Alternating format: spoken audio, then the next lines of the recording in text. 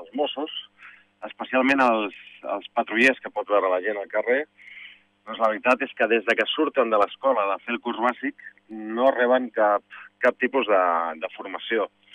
No reben cap tipus de formació en dues qüestions que són bàsiques i elementals.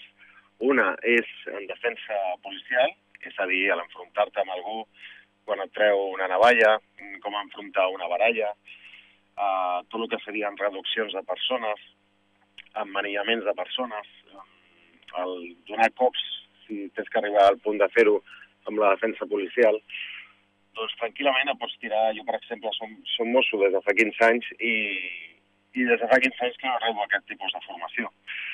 Llavors, la veritat és que això no pot ser. I un altre tema és, en quant a pràctiques amb l'arma de tir, tant arma curta, la pistola, com l'escopeta policial, doncs els Mossos rebem una pràctica anual, que és absolutament insuficient.